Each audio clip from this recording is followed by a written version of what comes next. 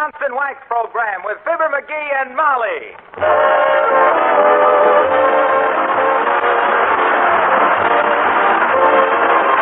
The makers of Johnson's Wax and Johnson's Self-Polishing Glow Coats present Marion and Jim Jordan as Fibber McGee and Molly with Jimmy Shields, Bill Thompson, Arlo Wilcox. Gee, thanks. You're welcome. And Billy Mills Orchestra. The show opens with Goody Goodbye.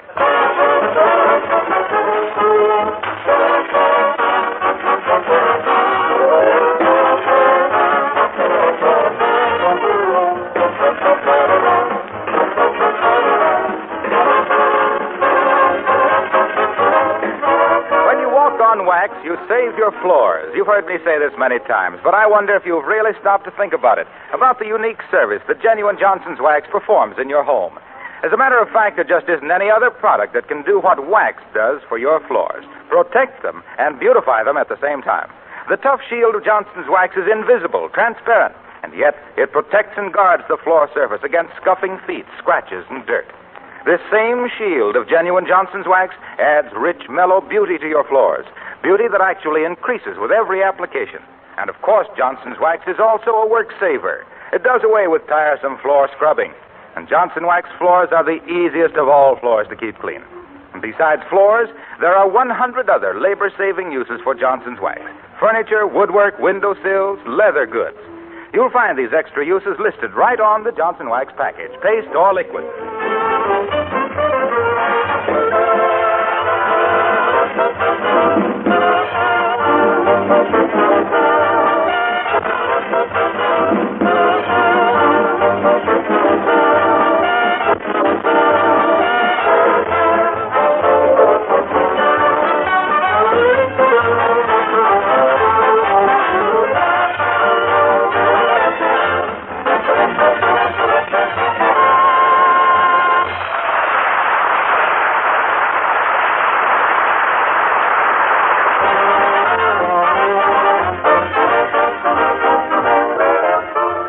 Did you ever take a tour through a modern broadcasting studio? It's a wonderful experience, and here's your chance to do it. At the Wistful Vista Broadcasting Company's studio, where the guide is about to conduct a regular half-hour tour. And here, among the milling sightseers, we find Fibber McGee and Molly.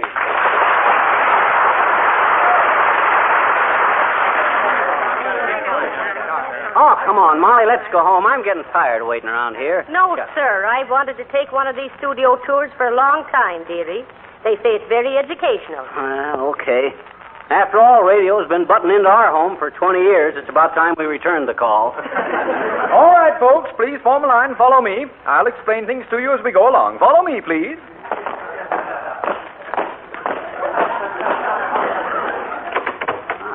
What's all this machinery in here, Bud? Is this where they wind Winchell up every Sunday night? McGee, don't be so fresh. Oh, well. This, ladies and gentlemen, is our sound effects department. This room contains every possible sound effect. Pardon me, please, Mr. Guide. There's one sound effect I've often wondered about.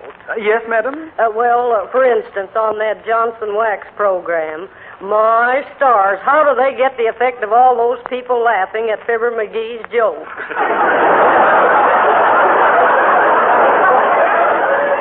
Madam, there are still some things about radio that baffle the experts. Now, do you all see this large rubber ball? What do you use that for, Bud? Sound effect of a bouncing baby? Shut up. I wasn't talking. Quiet. This rubber ball, ladies and gentlemen, is used, surprisingly enough, for the effect of an explosion. Well, can you imagine that? It is made of very thin rubber and filled with small pebbles. When shaken and held up to the microphone, it produces a loud explosive sound. Let me show you. Now, let us continue the tour, please.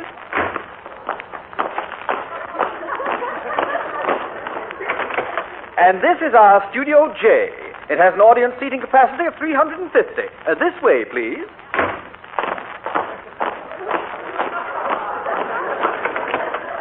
Studio K. It seats 325.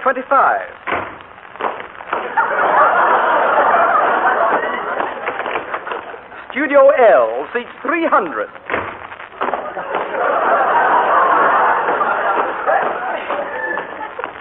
Hey, you're out of step, Bud. That's you, dearie. Studio M seats 350.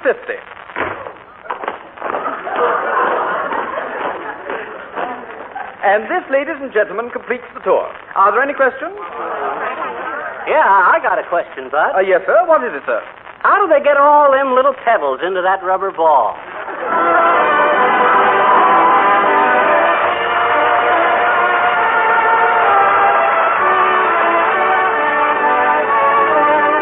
Folks, Jimmy Shields sings Stardust.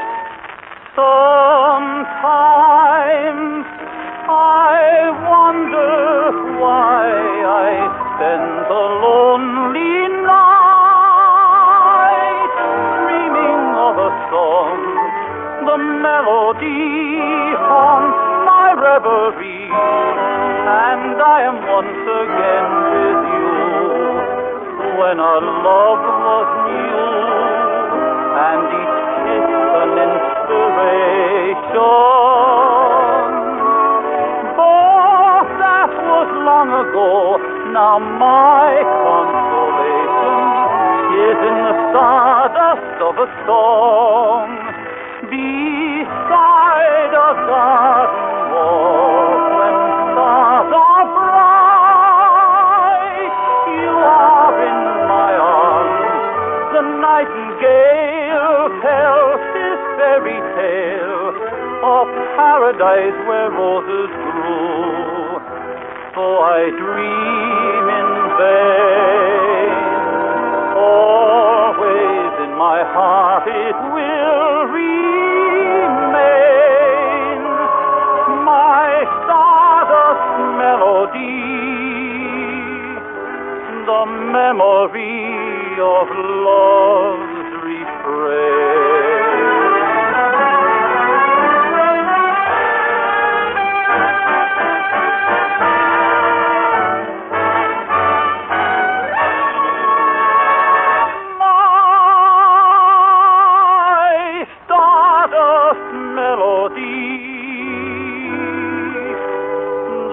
Memory of love's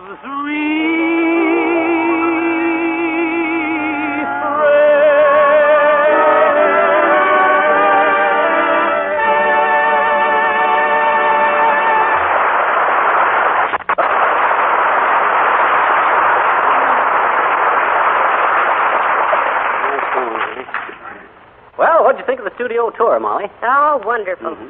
But do you think they have a sound effect for falling arches? My feet are killing me. Yeah, mine too. Wonder why they don't let the tourists ride around on them kilocycles they're always bragging about.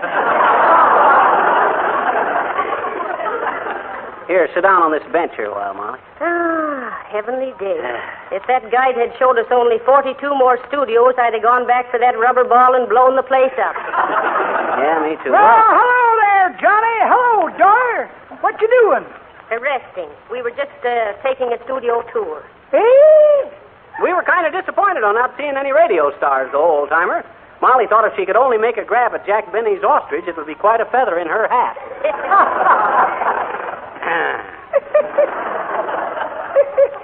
That's pretty awful, Johnny. That ain't the way I heard it. The way I heard it, one feller says to t'other feller, "Say," he says, "I see where Mae West just finished making another movie." "Yep," says t'other feller, "I sure want to see that. She's number one on my hips parade." Well, I gotta skip along. My boy Rance wants to borrow $50 to finish up a secretarial course. Must be learning the touch system. Come on, kid.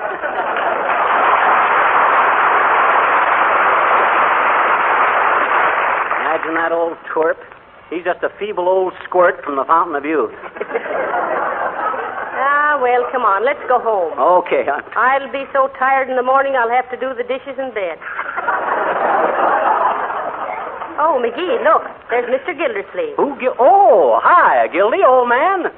Hello. Oh, what's wrong, Mr. Gildersleeve? Why, cheer up, Throcky, old rutabaga. You still got plenty of time to do your Christmas shopping. Stop it, McGee, please.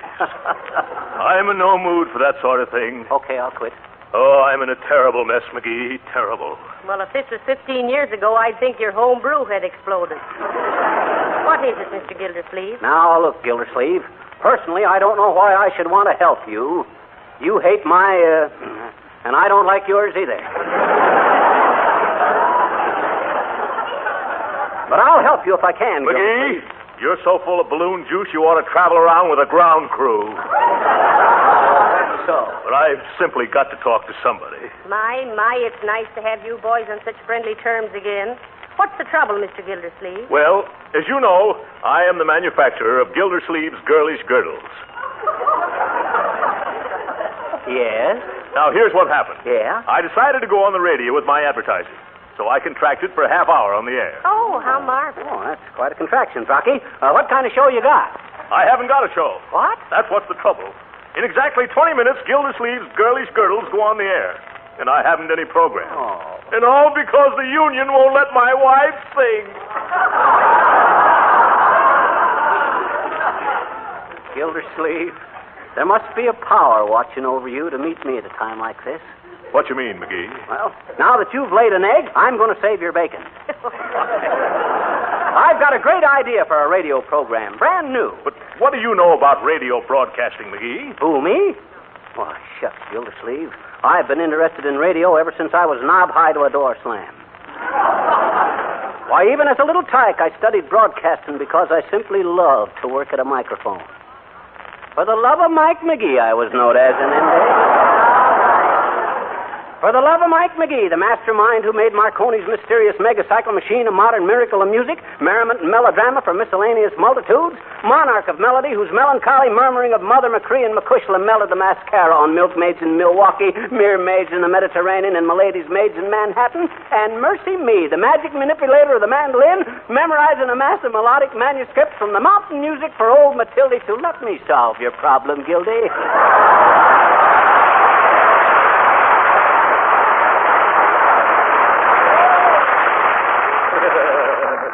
Well, McGee, if you really have something... I have. I assure you won't lose by it. Let's step in this office here and talk it over, eh? Right here? Okay, Rocky. Oh, are we intruding? No, I was just dictating. Have a chair. I'll be with you in a minute. Ready, Miss Green? Yes, Mr. Wilcox. And Johnson's Glow Coat will not only make your housework much easier, but it beautifies and protects your linoleum, and brings out the original color and charm of the pattern, period paragraph. Just a few more lines, folks. Certainly. Go right ahead. What do you mean, go right ahead? You got no more chance of stopping that guy, than I have of getting the Nobel Prize for tea tasting, exclamation. All right, Miss Green. To apply Johnson's Glow Coat, just pour a few drops on the linoleum, spread it around, dash. It needs no rubbing or buffing, dash. And in 20 minutes, your floor is not only lovely to look at, but sealed against dirt and dampness, period. Make 4 copies of that, Miss Green. Well, hello there, Molly. Hello, Mr. Wilcox. Hi, Harlow. Hello, Fibber. Goodbye, Mr. Wilcox. Goodbye, Molly. So long, Harlow. So long, Fibber. Come on, Miss Green. So long, Harlow. Well, McGee, to business. I haven't much time left. What is this great radio idea? Look, Gildersleeve, here it is. My thought is to make your studio audience part of the program. You get it? That's simple, ain't it? Why, that's wonderful, McGee. Well, it sounds very interesting. Sure. A little unorthodox, though, isn't it? Unorthodox? Why, it's revolutionary. Now, get this. My idea is to ask the people to step up out of the audience and have somebody ask them questions. Heavenly day. Sure. Well, it's a terrific gamble, McGee. By George, never let it be said that Throckmorton P. Gildersleeve was afraid to be a pioneer. Good for you, Throcky. And if the idea works out all right, I get the job of putting it on, eh? Yes. But come on, hurry up, McGee. Okay. And if this isn't successful... Huh? Oh, what a come down for Gildersleeve's girdles.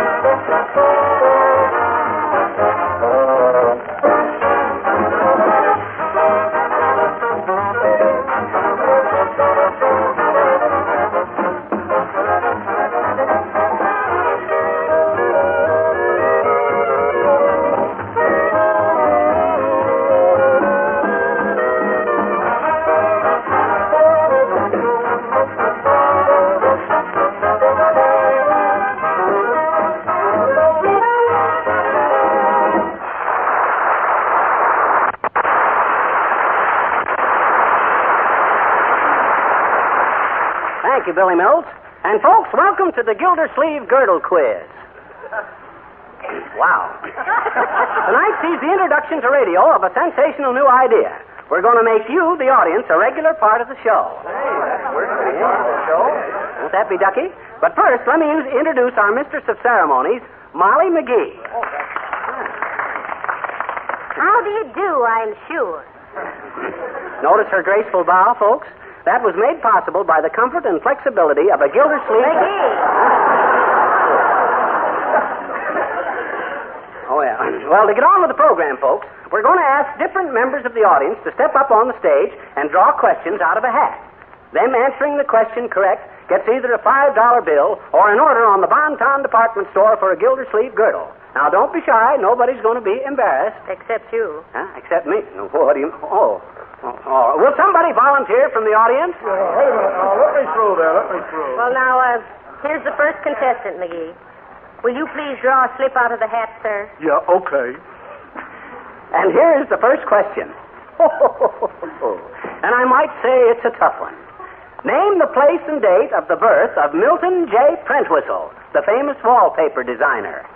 January 12th, 1901 at 4:13 a.m. in East Cupcake, Ohio. Oh. That is absolutely correct. And for answering that difficult question, here is a crisp new $5 bill. Thank you for coming up, Mr. Prentwhistle, Milton J. Prentwhistle.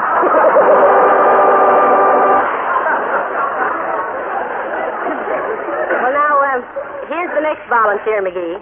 Step right up to the microphone, Matt. No, that's me husband. This is the microphone. Now then, sis, your name, please. Mrs. Patricia Goldfarb, 1617 and a half, Finkelam's Apartment Hotel. And girdle size 38. Well, thank you, Mrs. Goldfarb. Draw a question out of the hat now, please. That's it, sis. And here is your question. Can you identify the theme song of a well-known radio program of which the band will play a few bars of? All right, Mr. Mills.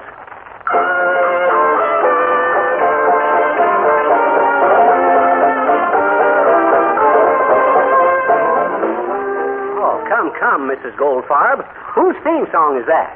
I might tell you it was Fred Allen, but I'd be an awful fibber if I did. Come on, sis, don't you catch on to it? Don't rush me, please. Now tell us, what is your favorite radio program on Tuesday night, Mrs. Goldfarb? I haven't got one. Oh, you haven't got a favorite program? No, I haven't got a radio. Oh. I guess I'm giving up. Well, that's too bad. Students! Oh, come on, folks. Whose theme song is it?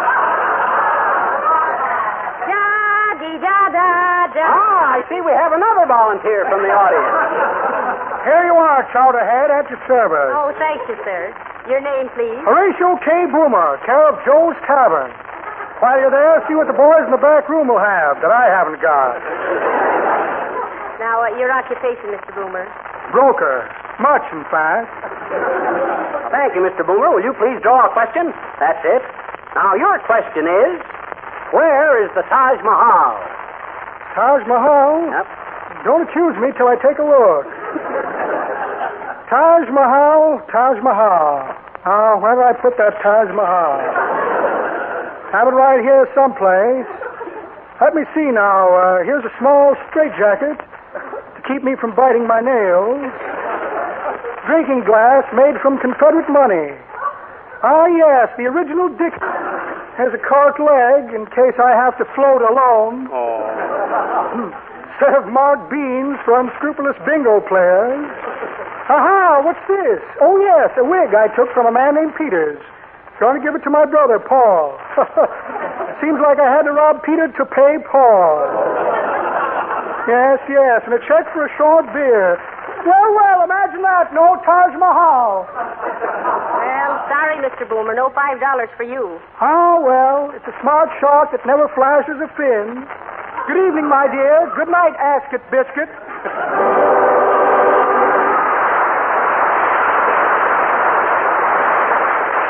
Now, ladies and gentlemen, for an interesting variation of this sensational new radio feature, which we call the Bag of Gold. We have on this table the telephone books of every city in the United States with more than 2 pages of Jones. We spin the magic wheel and call the phone number indicated. If the person is at home when the call comes in, he receives the bag of gold. If he ain't at home, he gets left holding the bag. Spin it, boy. What number in what town, Mrs. McGee? Dillingham, 415 in Button Hook, Tennessee. And here's the telephone, Professor. Thank you. Hello, operator. Give me long distance. Hello.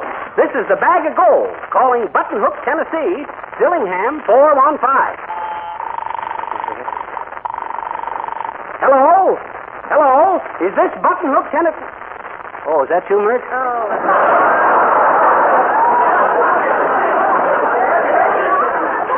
How's everything, Mert? McGee, stop that. There's no time for that now. Oh, yeah. I'm sorry, Mert. There's some mistake. We'll have to go on with that. We'll have to go on now. We'll try it again next week. Now, who's next from the audience? This lady right here. What is your name, please, madam? Well, really, Miss McGee, that seems a peculiar kind of question. Come on, Uppy, come on. Cooperate. Your name, please? Mrs. Abigail Fotheringill Uppington of 97 Wistful Vista. Oh. Well, now, will you please draw a question from the hat, please, madam? Thank you. And your question is? This is an old one, Uppy. Even you ought to know this one. How do you get down off an elephant? I beg your pardon? How does one get down off an elephant? That's right, an elephant. Yeah, you know, an elephant. A big gray animal with ivory tusks. And a Dewey for President badge in his lapel. Oh, that. Oh, well, now.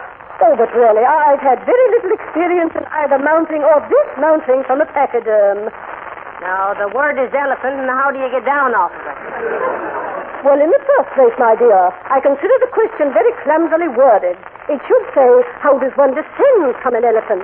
When you say get down, one immediately thinks of down as procured from the back of a fowl, such as a chicken or a duck. Oh, I have it! Oh, one does not get down off of an elephant. One gets down off a duck. My.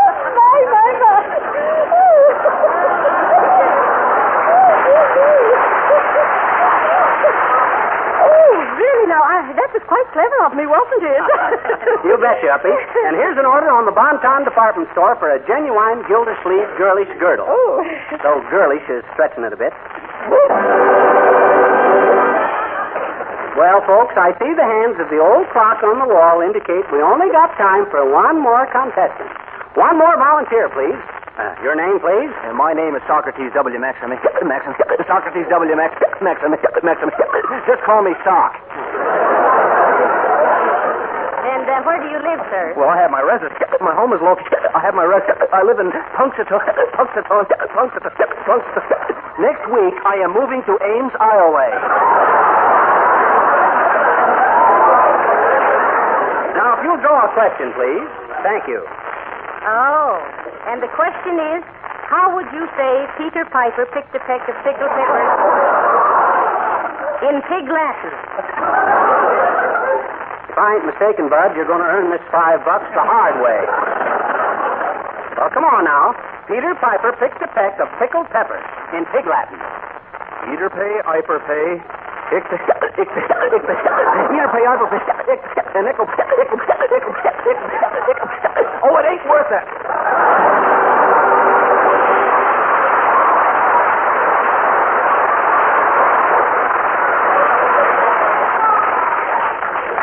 Folks, you have just heard the most sensational radio program ever produced in this country. Originated by Fibber McGee and brought to you by the Gildersleeve Girdle Company. And folks, remember our slogan. In country, town, or busy city, our girdles keep you sitting pretty.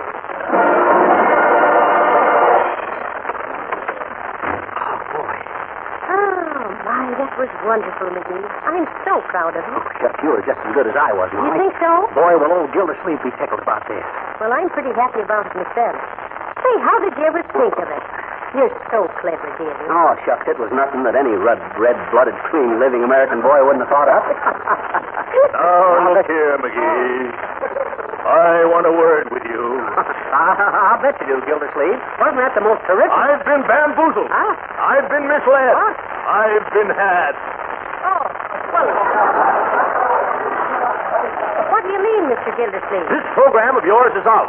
You're through. Why, Gildy? McGee, I've been talking to people around here. Yeah, what they say, Gildy? What they This say? idea has been done before. Oh, sure.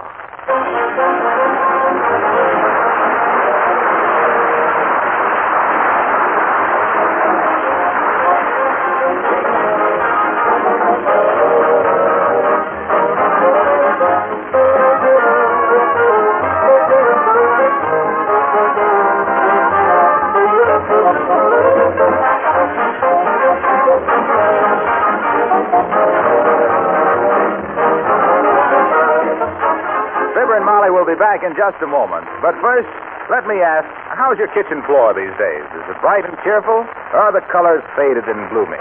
Do you have trouble keeping it clean? Are you a floor scrubber?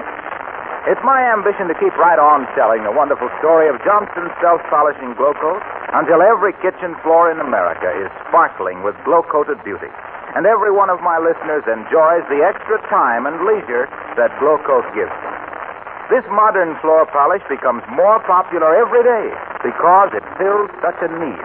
It keeps linoleum floors fresh and beautiful, protects them and makes them last longer, and saves hours of cleaning time. Glow Coat takes practically no work, no rubbing, and no buffing.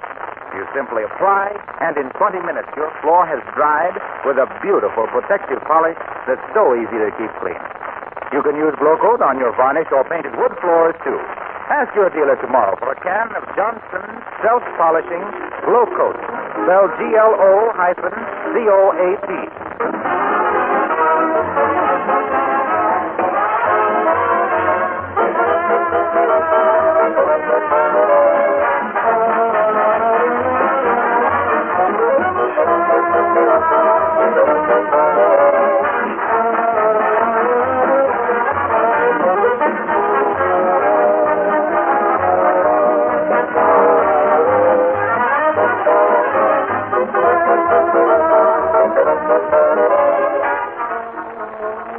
Gentlemen, before we say goodnight, may we take this opportunity to urge you all to support, to the best of your ability, the campaign against infantile paralysis. Yes, folks, send your dimes marching to Washington today, and as much more as you can afford.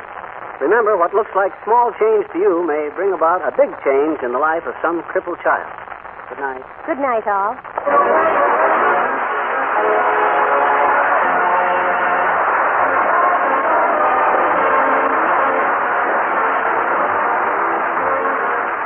This is Harlow Wilcox, speaking for the makers of Johnson's Wax and Johnson's Self-Polishing Glow Coat, Racine, Wisconsin, inviting you all to join us again next Tuesday night at this same time. Good night. This is the National Broadcasting Company.